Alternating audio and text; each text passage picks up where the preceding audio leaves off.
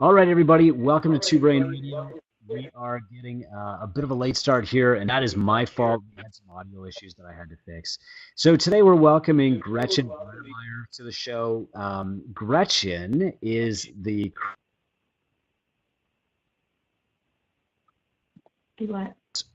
all about.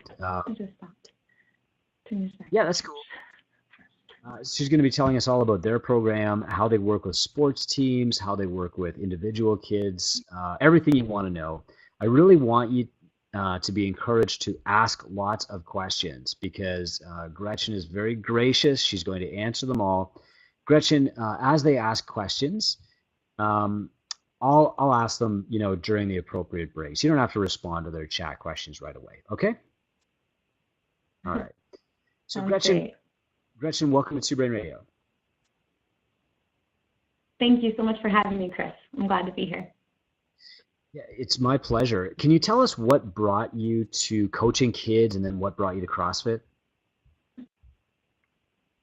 Yeah, absolutely. I think I've been coaching kids probably since I was a kid. I started with a twin brother and sister that were 12 years younger than me, and my mom was really intentional about teaching me how to be intentional with kids. I went from there to schooling and fell in love with rock climbing. I was a professional rock climber for a little while. And I got into that because I thought it sounded fun, but couldn't pay to do it. So I learned as much as I could and started with the little bitties and worked my way up and just started coaching and then ended up as a professional rock climber at some point in time. I did the same thing with whitewater kayaking. And as I got older, kayaking in January and February in this area got a little cold, so my husband suggested CrossFit. So we came to CrossFit. He's a huge guy, deadlifts like 600 pounds for fun, and they modified my workout for me, and we did the same workout with the same level of challenge for both of us, and I beat him, and I was like, yes, we're doing this. So I fell in love. That's awesome. But it's the same story, it's CrossFit is expensive, and I love working with kids, and I love teaching. I have a huge passion for teaching, so I decided to learn what I could, and as I learned more, I got to teach more people, and it made me super happy. Well, that's awesome to hear. Okay, so you started off with rock climbing, and we're going to talk about the different elements of your program and the different influences that you have. When you started at Loco, did they have a kids program already, or did you initiate that? They did have a kids program already. It was definitely a different format than the one we have currently, and I think that the reason why things have gone so well for us recently is that I think our first sort of picture of a kids program, sort of when I came in, was sort of like glorified babysitting, right? You're moving, things like that, but you're not really doing, it wasn't a sport. It wasn't serious. It wasn't intentional, right? It didn't have a long life vision. And so what we found out, I'm at Loco, and the owner here is Josh Price. We talk about it a lot. And what we found out over the past couple years of doing it, yeah, he's super cool. What we found out is that what a kids program actually needs to be is a CrossFit gym for children, for youth, right? So we work with 4 to 17. So it needs to be, all the business things that you implement in your CrossFit gyms and encourage other people to implement in their CrossFit gyms. The most success that we've seen has been when we've implemented those same things in the kids program. Okay, that's really awesome.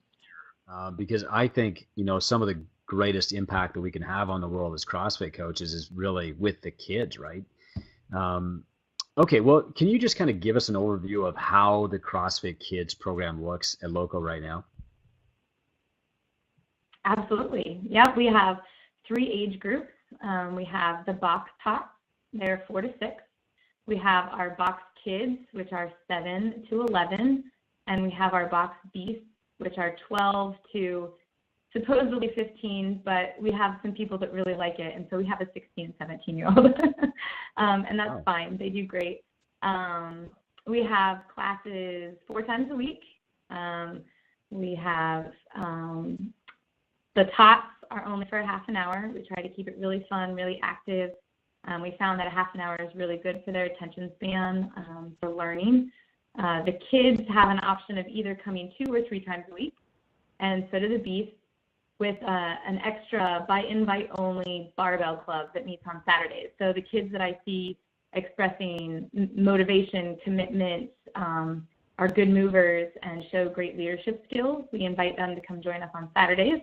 And that massive deadlifting husband that I mentioned comes in and helps me coach, which is fun for them to have a male role model as well. And that's sort of how the classes go.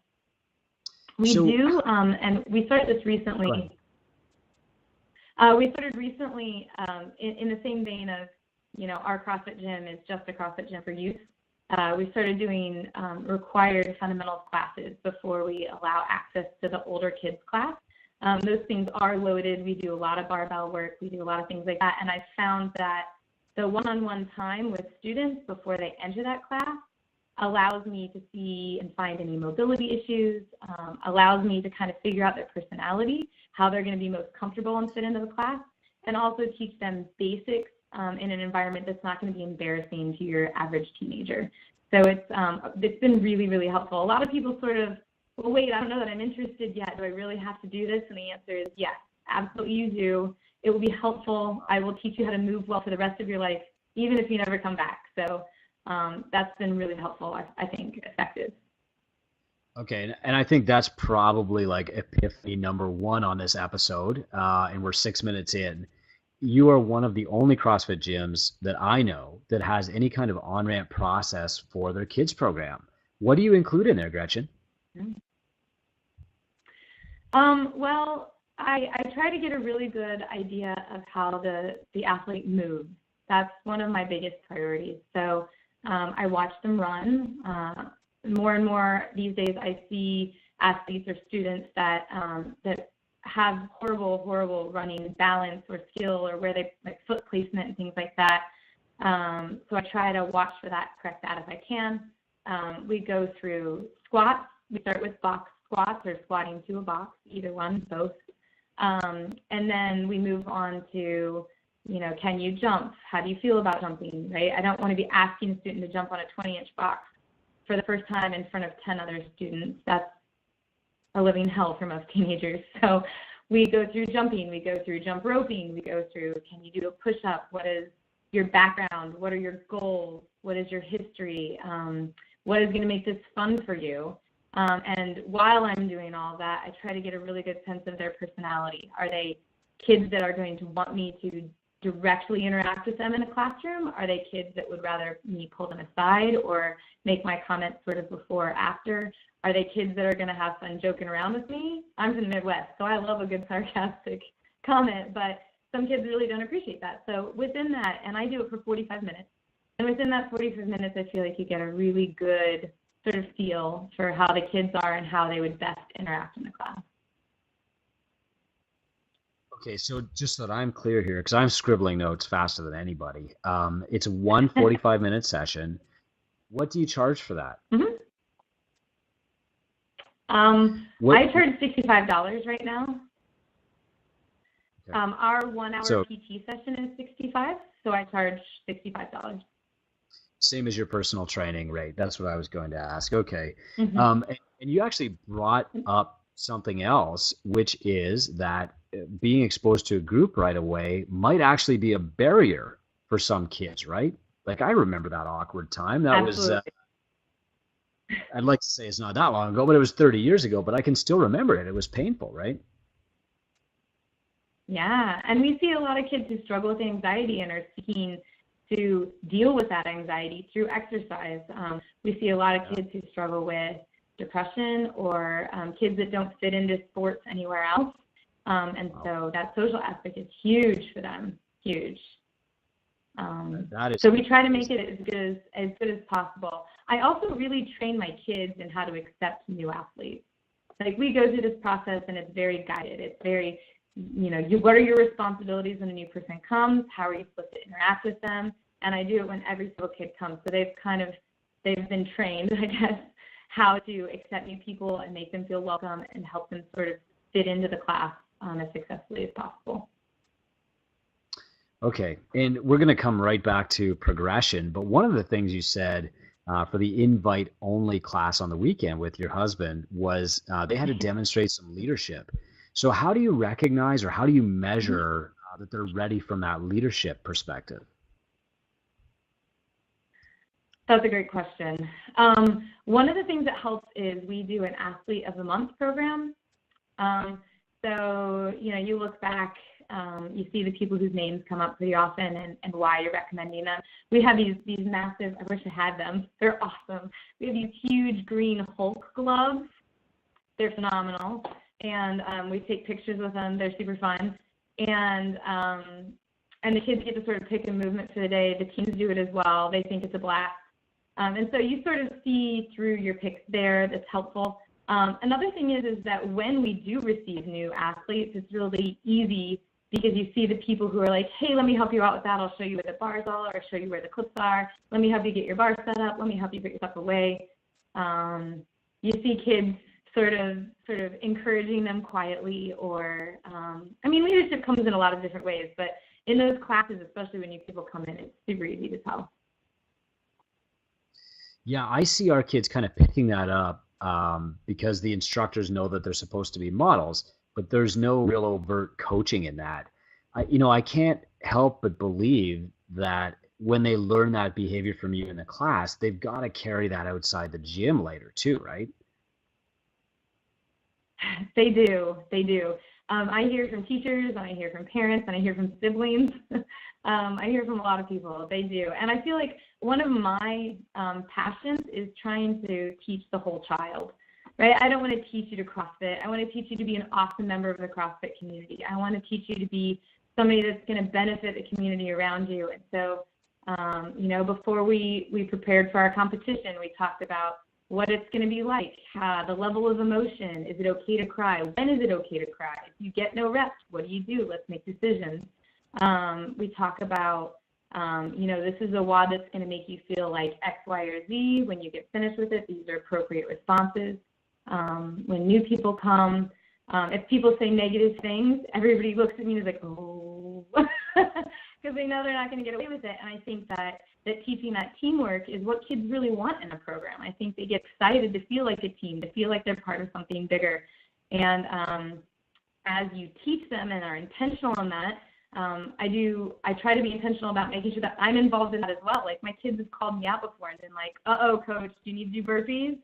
And if burpees happen, look, it's not one kid that's ever doing burpees. If burpees happen, everybody is doing burpees, coach included, because we're a team and nobody suffers but themselves. And we decided we had to talk about it one day. I was like, we can either love burpees or hate burpees. And so we just love burpees. And so if they happen, they happen. The whole team does it, and we move on. You know what I mean? So it's that team aspect, I think, is really important to the kids program. Oh yeah, I love it. And but even more so, I love what you're actually teaching these kids because until I was a parent, I didn't understand that like good people don't happen by accident. So let's you mentioned that you say to these kids, it's okay to cry. If I was a 13-year-old boy and I was frustrated and I was like, I can't do this, I would be terrified of crying in front of some girls or even some other boys. How do you say that to them? Well, I teach mostly through stories. I think that's how we learn. As old as parables were, that's how people learned best. And I don't know, I tell them stories from my own experience. We've got a lot of really incredible stories that just happen through the members of our gym, competitions that I've been to. The last competition that we had, we grabbed the learning opportunity. There was a 16 to 18-year-old who had never done toes to bar before, and the very first movement was toes to bar, and she spent her 12-minute workout trying to get 7 toes to bar, and that's all she did. And I walked through it with the kids. Hey, would you have signed up for this competition? Why or why not? If not, what would you have done? Should you have sat home? Right? We went through the entire process and finally figured out, hey, wow, that's really impressive that she did that. And then I mentioned that her twin sister crushed the WOD. Right next to her was crushing the WOD.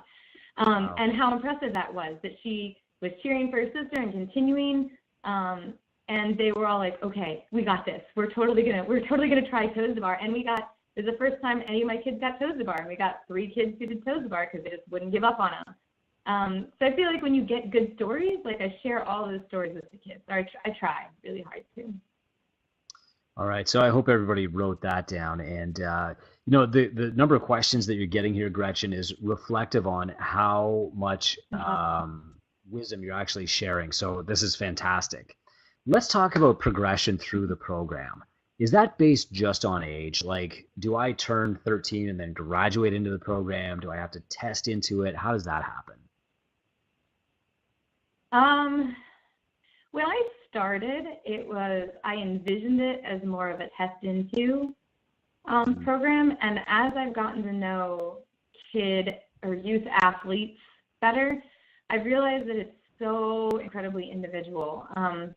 My beast class starts at 12, and I have a 9-year-old that could probably do it, and I have a 12-year-old that would hate to do it. So I feel like I set up the age limits, and then I never talk about them in class. It's more like hey, I feel like you're ready for this. I feel like your movement quality is ready to really be challenged. You know, we don't play as many games in the older class, but I think you're ready for it. What do you think? Having that conversation with parents. I think I found out that it's super individualized. If I was going to start a program tomorrow with brand new kids, I would probably make it just based on age. But I think now that I know the kids better, it's been really helpful just to make that totally based on individual. Like I said, we've got, so I'm an interpreter by trade for deaf and hard of hearing kids. And so 2 of my deaf students have decided to join us. And they're so comfortable with an interpreter as their coach that while they could go to the adult classes, they'd much prefer to stay. So that's the 16 and 17-year-old, right? So whereas they would be totally comfortable in an adult class, they really just prefer the environment. So I think it's just based on individual. Okay. So age is a starting point, but then you're making an individual prescription based on the kid. Okay. So like at our gym, the problem that we ran into was so many parents of young athletes thinking their kid is elite that they would want to bring the 9-year-old and put them in the 13-year-old group. So that's where our testing came from. But how do you deal with something like that? I think that happens everywhere, doesn't it? Yeah. So my response has always been, I want to do what's best for your child. I want to do what's best for this athlete. And from experience, I know that moving a student up in a class is so motivating, while moving an athlete down a class is going to be really tough for them. So in an effort to provide value, to really serve your child, let's go ahead and start them, even if it's just for 2 weeks in this class. And then as I see their movement patterns more often, then we can talk about moving them up when they're ready.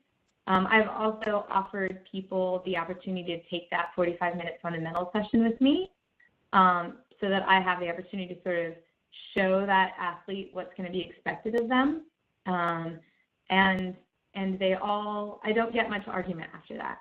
I feel like that's, parents want to see their kids succeed, sometimes more than the kids want to see themselves succeed. And so I feel like that I've never really had much pushback after that.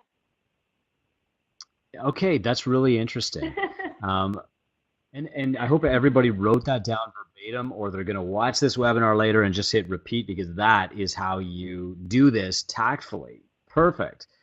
So we've got a couple more questions that have come up, more about like the implementation specifically. Are you running your kids' classes at the same time as the adults' classes?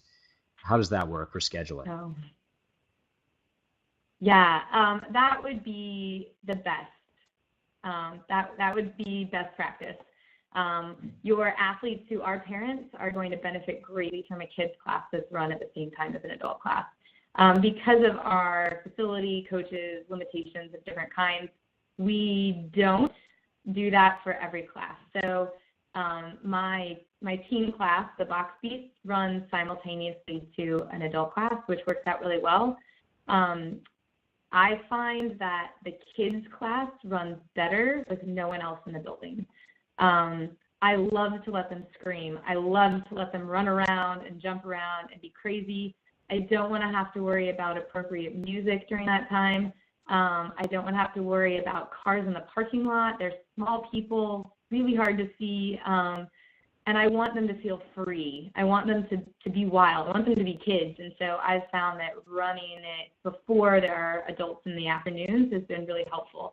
The other thing that I've found that's super successful is running the kids class right before the beast class. I think we all end class with a game of sort at the end. Really, the whole class should be games. But at the end, it's just a game, right? Well, that's what they think. And what I've done is I've invited the teens class to come and join the kids class. So the teens have started showing up earlier and earlier and earlier to join in these fabulous games with the kids, which provides not only a fun warm-up for my teens, but it also provides great role models for my kids.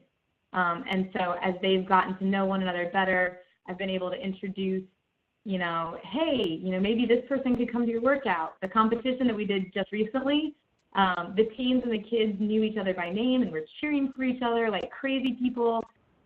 It works really well. It's really benefited, I think, both programs very nicely. Yeah, that is really awesome, Gretchen. And I hope you're watching the comments here. Josh is sitting right next to me, and he wanted to remind me that I also sometimes invite Josh to play games with the kids. And I have these great pictures of Josh playing dodgeball with the kids. Well, Josh is the biggest kid I know. Literally. Okay. Right. So there are some fantastic questions here, but I wanted to come back to kind of your mindset because CrossFit Kids coaches burn out pretty quickly. Something you said about letting the kids run, letting the kids be kids. I think too many of us try to force the kids to conform to rules. Are you aware that you do that, or is it conscious? So there's a couple of things I would love to comment on in that vein.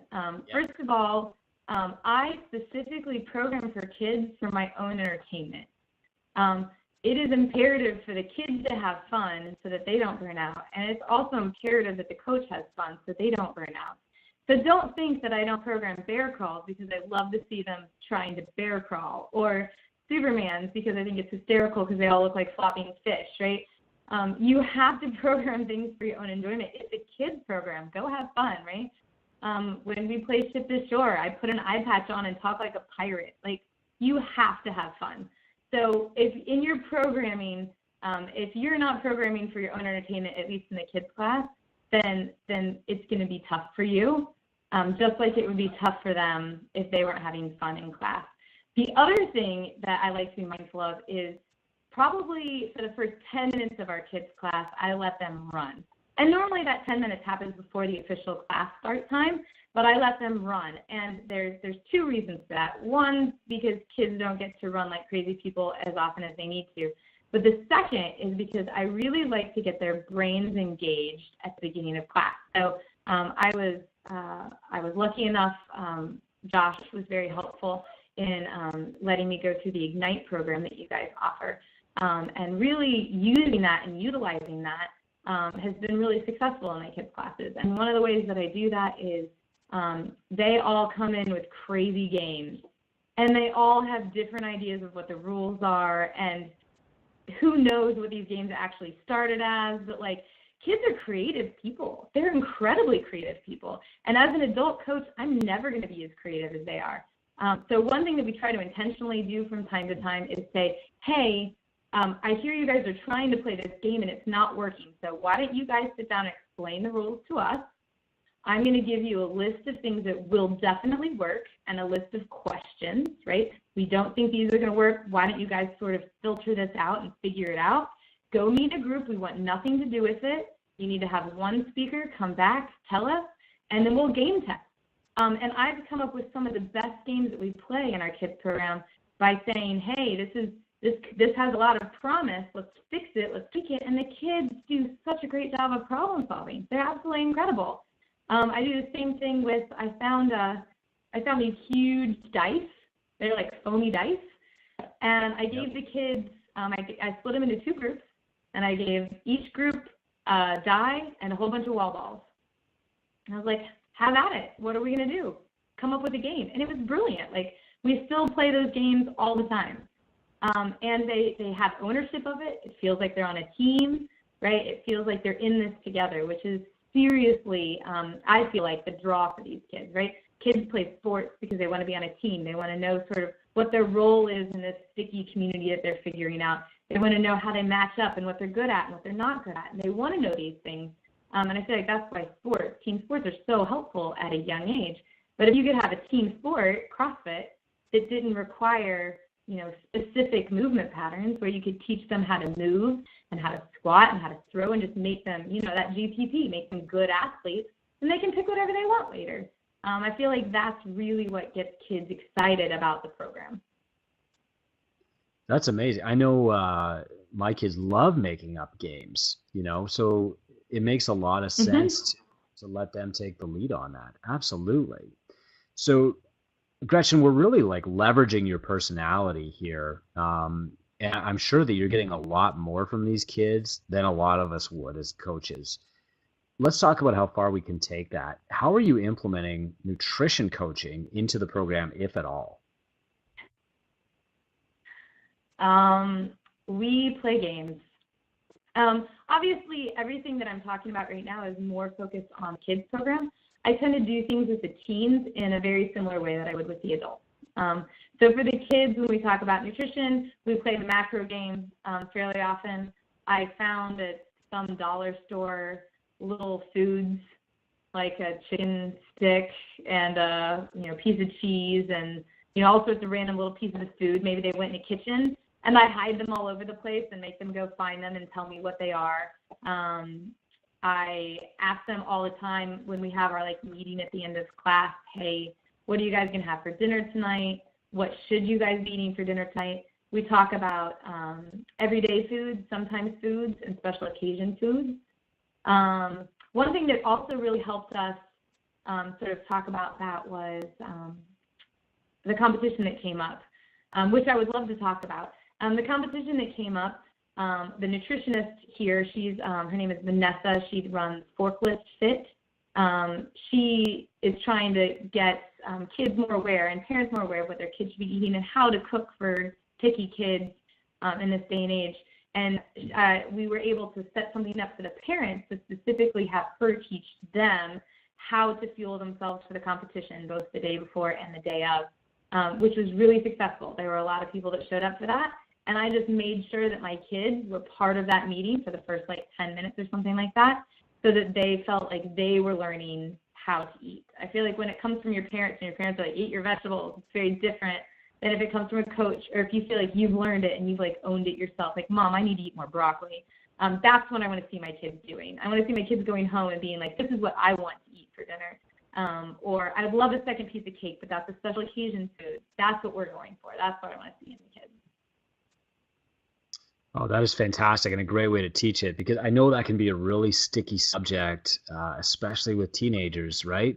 But just approaching it from that macro perspective of this is a sometimes food instead of too many carbs, I think that's awesome. So, Gretchen, we've got a couple of more questions on the very specifics of how you operate before we get into the broader stuff. But Dave is asking here, first, what is your coach to athlete ratio in the different class levels? That's a great question. Before my classes started growing, I had very, very distinctive opinions on that. And I feel like as my classes grew and I knew the kids, I think one day Josh had to walk in and be like, what is happening here? For me to realize that maybe there were too many kids. I don't know. I think it's, like I said, I think it's a blast, and I think we were deadlifting that day, and I was really, really confident in their capacity to deadlift. But I'm sure to any onlooker it looks like massive chaos.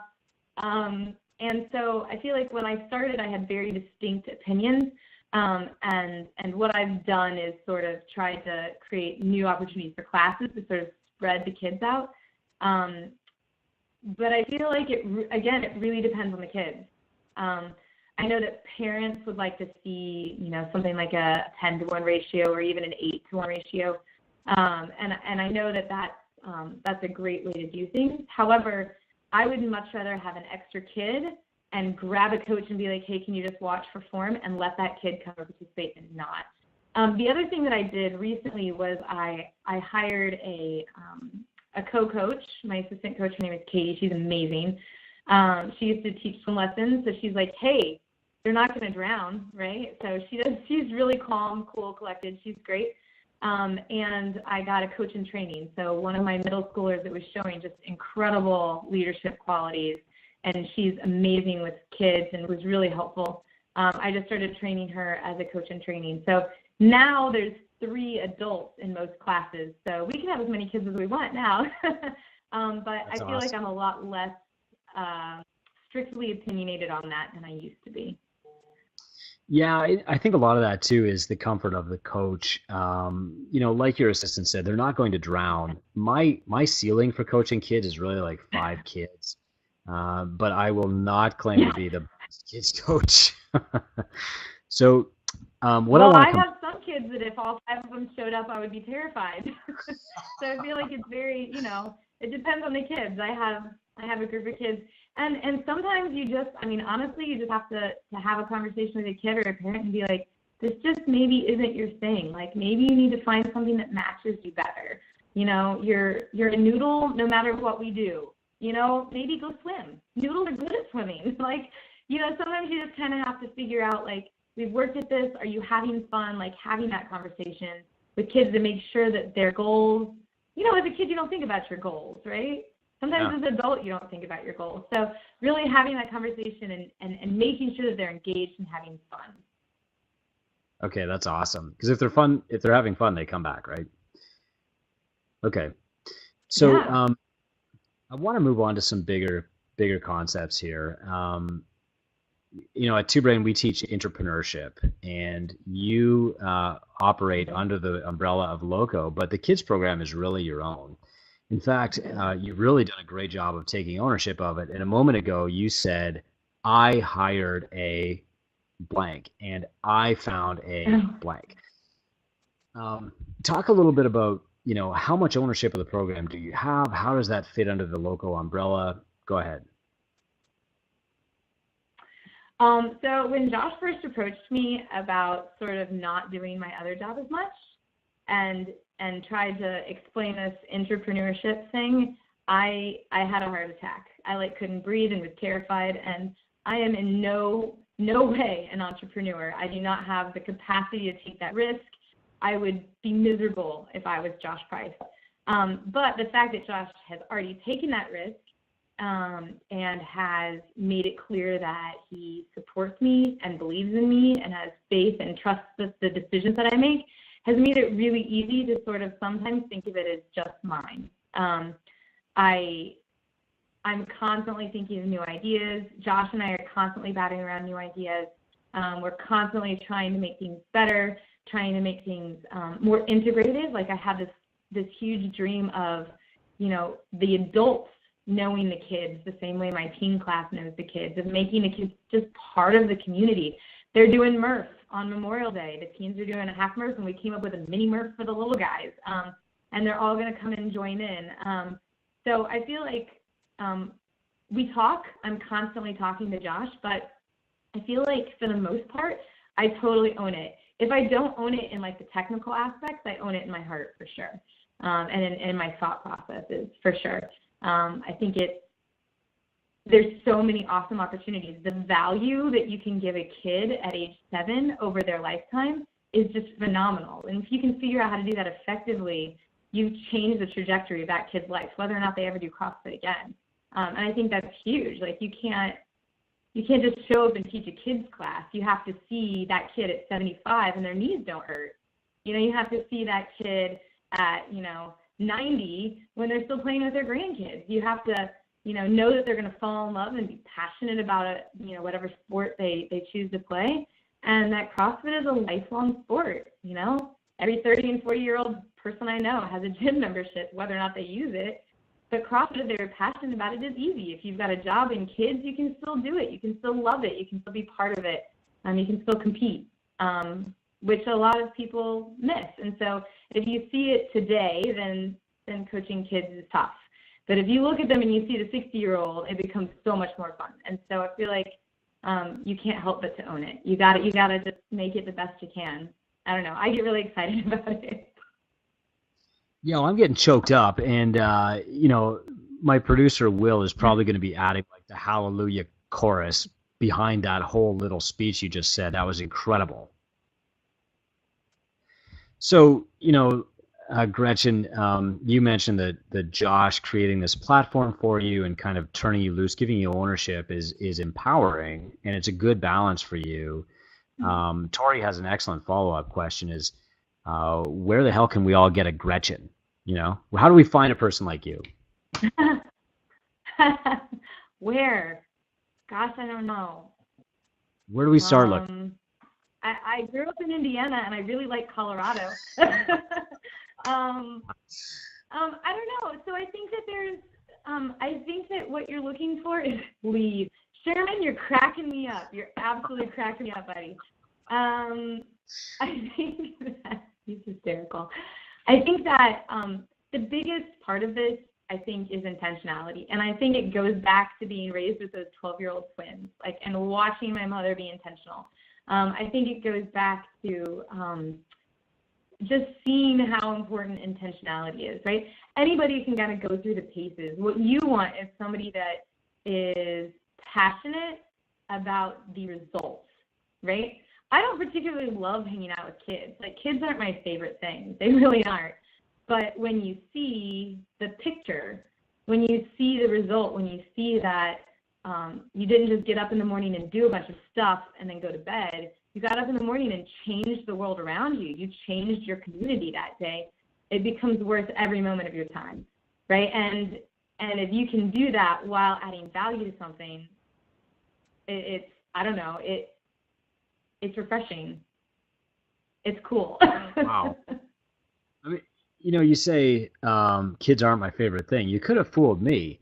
So, Gretchen, what do you say in your brain before a class starts? Is it like Disney World where now I'm going on stage, I'm in character? Do you ever have to psych yourself up to teach kids? Because I sure do. No.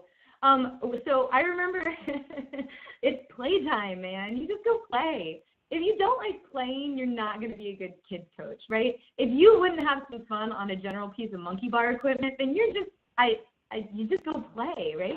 I feel like when I first started coaching the kids, I told Josh that I would rather do 3 adult classes than 1 kids class.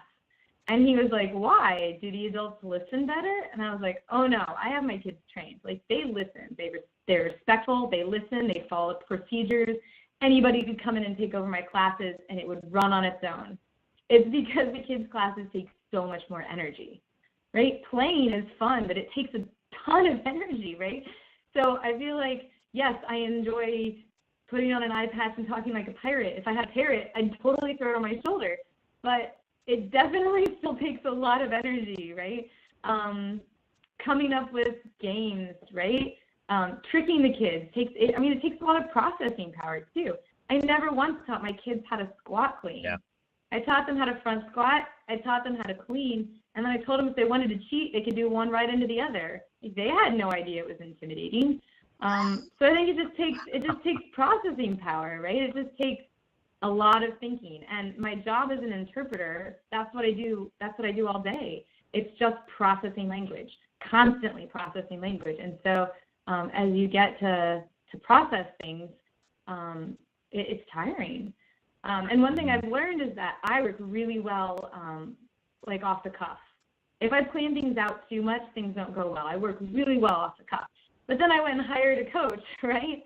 And I can't just be like, good luck, play it off the cuff, right? I had to start actually programming. I don't think I programmed for my kids for 2 years. I never had, I had basic ideas, but I didn't program for them. I watched them. How are they moving? Are they tired today? Do they need more games today? Do they need more downtime? Are they really going to get it today? I didn't program anything, but you hire a coach and you have to program things, right? So you figure out how to put that all down. I've got a system sort of figured out now, which works really nicely. But with kids, you just never know. And gosh, with my 4 to 6-year-olds, it's just go. Do something new. Do something fun, move and get them going, because you can't really plan a 4-year-old half an hour very well. You just play. That's awesome. Actually, we don't even have a 4 to 7-year-old program at Catalyst anymore because I was just grinding my coaches into the ground with it. But I think that was probably it, is we had this lesson plan, and of course it's not going well, you know? So Gretchen, Carl has a great question here, and we're back to the entrepreneurship question just for a moment here. Do you have authority over financial decisions? Would you be more comfortable leaving that to Josh, or do you get to determine how much you charge, all that stuff? Just to make sure I heard the question, because you went out there for just a second. Do I have, did you say authority over like sort of the finance business part of things? Yeah, for the kids program.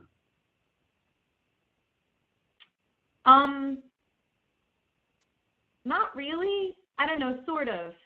I bounce things off of Josh all the time, and because, you know, he's learned so much through the TwoBrain business already, he's got really great ideas on, you know, what value is worth what and what time is worth and things of that nature. So I feel like I do have a bit of, he gives me a lot of leeway in sort of starting new programs, right? Even if I can't get what I need to get at the beginning, I need to get people in the door. And so, you know, we always start a little less, not always, but sometimes a little less than we need to in order to sort of get people psyched about the program. I've never really marketed my program before. It's all been word of mouth. And what I find to be the most helpful thing is really just getting kids in the door. Kids come to my classes all the time, and their parents are like, don't get used to them. They're just here for a month or two. They're just off this other sport. They're never coming back. And I'm like, sure they aren't. That's what you think, right? Get ready, buddy, because they're never going to leave. And I feel like as long as you get these kids in the door, their parents become your champions, lickety-split. I mean, they become the best marketers money could buy because they see their kids. One of my parents posted like a 1-year Facebook picture of her kid who just medaled in our last competition. He had been a gymnast like 3 years before he came to us, and he started the program, and it was like 1 year before and now, and he was this chubby little kid a year ago, and now he looks like a solid athlete. You can't pay money for pictures that are better than that. So I feel like if you can get these kids in the door, if you can show them what CrossFit has to offer them, if you can show them the value, if you can show them that it's fun and it's fitness for the parents, people get psyched. So I get them in the door. That's usually my first step. And then people are like, oh my gosh, you're not charging enough. And I'm like, I know, don't worry, we're going to fix that real soon. So, like, does this often bleed over onto the parents? Like, does that create a desire in the parents at Loco to start doing CrossFit themselves? It does sometimes. Not always, but sometimes. No. I feel like what we're doing is really instilling a love of fitness in these kids, and that the kids' parents weren't in a generation where a love of fitness was really a thing. So maybe they love a sport, maybe they love running. I don't understand that, but maybe they do, and a lot of times they already sort of have their own gig.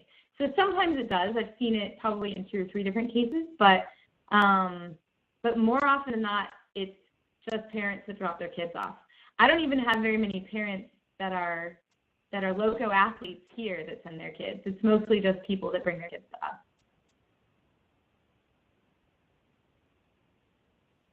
So one thing that we haven't done is touched on the baseball softball program, and I really thought that this conversation would be a lot about that. We're 50 minutes in. You've got like 3 job offers, and we haven't even talked about your biggest kids program yet. Can you tell us about Colorado, though. What's up, guys?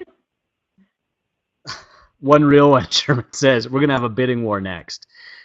First person to buy Gretchen a stuffed parrot and ship it to Loco CrossFit is probably going to win. Gretchen, can you tell us all about the sports program, the teams? I would love to. Can I back up and tell a story before that that'll kind of blend in with that really nicely? Yeah. So I had this moment about a year ago. I have this poster that hangs in my office, and the quote that's on the top of it is, "A fish stinks from the head." just as a reminder that if something isn't going well, if things aren't going right, I need to sort of figure out what's up with my perspective first before I start sort of fishing in other places. So things weren't going as well as they had been. We were sort of losing kids. Schedules weren't working out. We just kind of hit a rough spot. And I came and had one of these fabulous conversations that I have with Josh. He's a great sounding board. And I sort of had this revelation in my head and came back the next day. And I was like, Josh, we need to make this a sport. We need to have a competition for the kids. And it just sort of came through this, like, CrossFit can't be something they just do every once in a while with these people that they don't go to school with. That's not going to keep a kid in your program. They need to have that team. They need to understand that they're part of something bigger. They need to know how they match up with their peers. They need to know their strengths and their weaknesses, and they need to be able to compete. That's what's so fun about sports. And so I started fishing around online for youth competitions because I don't really host things. I'm pretty bad at that. So I started searching around, and there's this guy named Carl Funderburg who works with Garage Games Junior. I found him, and he does youth competitions all over the United States. And it was perfect. They already had all the WODs. They had it all set up. All I had to do was sort of feed people and make sure they didn't get wet when it rained all day, right? So I was like, we can do this. The change in my kids when we had something to work for, when we had a competition coming up, when we had something to train for, I've always made it apparent that we're a team. I make them do everything as a team, but to call it a sport, to use the word, to label it a sport, and to have a competition, to train them how to compete well, how to be good competitors, how to judge for one another. At the Open, all of my kids judged for my other kids. We taught them what a good judge, what their responsibilities looked like. You know, you need to make sure that you're counting out loud. You need to make sure that you're really making this the best experience you can for the athlete. Really, it was night and day. It was absolutely night and day. And once they got finished with the Open and they started really getting excited about this competition, they were psyched. They were hooked. They were bringing their friends in. And now after the competition, the whole demeanor of the class, the entire perspective of these kids has changed completely. So I can't underestimate the importance of making sure that your kids know that this is a sport. It might be their spring sport. It might be their summer sport. It might be their year-round sport. But it's a sport of their choice, right? And it's not an individual sport, right? You join it for the individual benefits, but it is not an individual sport. You need to show up because these people are counting on you.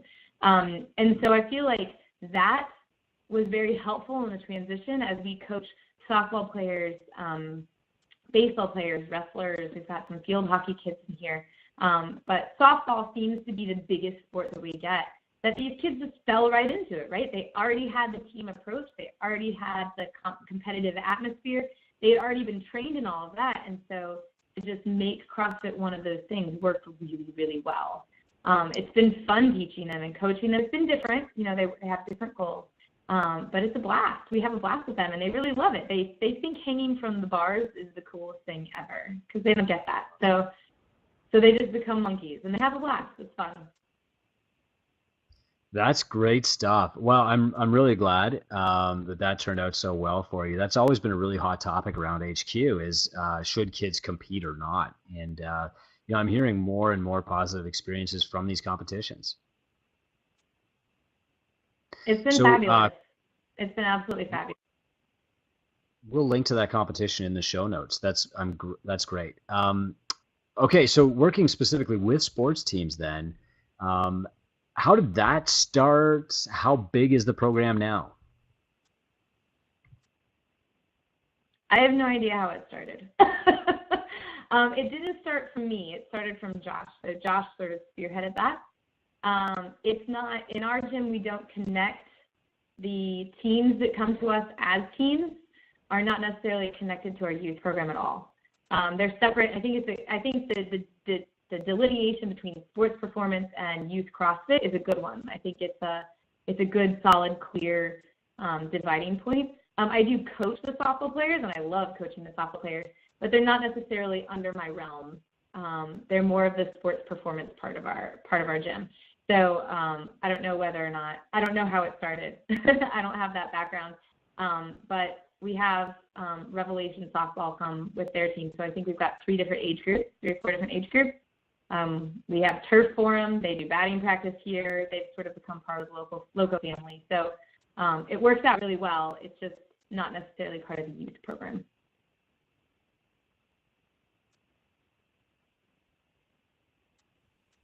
I keep coming back to that program because it's huge, and I know a lot of gyms could benefit from something with that. I mean, if you want to push the microphone over to Big Bad Josh, that's fine, but just how big is the baseball softball program? Okay. I'm sure you can answer that one, right? Here's Big Bad Josh. Get ready for the beard. Oh God. That's all yes. You see, just my beard. What's up, buddy? I don't know much going on, everybody. Softball program is big. I've got a total of 9 teams that train from, I think the youngest girls are, what girl age did you do? 9-year-olds? 9. From 9. Oh, there, something's happening. From 9-year-olds to all the way to, I want to say 17U. We train, what we ended up doing is not all the girls wanted to do the training. So all the coaches took the girls that did want to do the training with us, put them into groups, and we trained up to 18 girls at a time on Saturdays. And then girls that wanted to train extra, we did drop-ins and forced them to work out with Gretchen in her adult class if they wanted extra work, because we wanted her to supervise that and everything. With that, I did build an entire facility. It's a 3,000 square foot facility. It's got turf throughout the entire thing. It is a massive ongoing project. I've made a lot of mistakes, so if we ever want to talk about that by itself, we definitely can. But I would recommend it.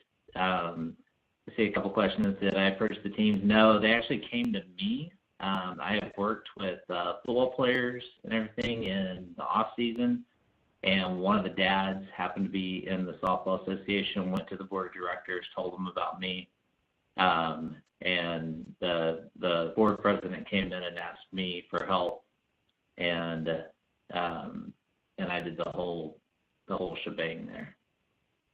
Yeah, just convinced him. Is it co-ed? Nope, not co-ed. We got baseball is actually probably going to come in this year. So there's news for you, Chris. Baseball is probably coming in this year. Way to go, buddy. Way to go. I'm about to expand it. I'm about to expand it a little bit larger and everything. The entire facility. So we're going to have more teams come in, which means more hours. Rental for that facility is about $45 an hour for that. For training, it's $135 an hour per team.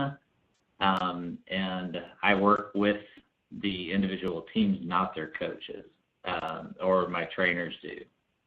It's basically a CrossFit class with extra agility. And we do a lot of like extra pull-ups, push-ups, stuff like that, because a lot of these kids, especially our girls, don't have that strength. And one of the girls that I trained, it's been about 18 months ago, she ended up, throughout the entire thing, it was kind of interesting. She was throwing, I think, about 68, which is pretty decent in the softball realm. Pitched with her the entire year. We warmed her up in the middle of the winter, and she had only dropped 2 miles off her fastball. When they took her back down for D1 camp, she ended up throwing, I think she hit 70, 71. It was incredible. So she also, got the word out about us. So we've been, that's boosted PT. Actually, I had 2 PT clients come back last night because their season just ended. So, and we'll have a whole lot more coming in over the summer. That's amazing. So do you find that the program snowballs itself, Josh, or do you just say like, oh, this is really helping, and then approach other teams based on the confidence and success of your current teams? So it's interesting. The people that buy into it, the coaches or whatever, I tend to get their girls. So we got a bunch of old fogies who think they know about training, think they know about how to get people to play college sports, and they're the ones that actually end up, their girls don't do anything, so I don't understand it. But I think it definitely, with those teams and everything, when you start proving your worth, first team we ever worked with actually won state, and that of course brought us in all these other teams. You know, anytime that, and the biggest reason the coach said was when they were in these tournaments, when it was game 3, game 4, their girls were still going, and every other team was out of it. So they were just demolishing teams late into the tournament. Wow. Okay. Well, that's awesome, Josh. Thank you. Thanks for jumping in there with some of the details, because you guys have, I mean, 2 amazing programs here almost side by side. Now we're getting the slow camera pan back to Gretchen. So guys, you know, we're not going to impose on their time for too much longer. If you have more questions, post them right now, please. And if you're listening to this at home, to the podcast version of it, you have questions for Gretchen, you are welcome to join our TwoBrain Kids Facebook group. That's public. It's open.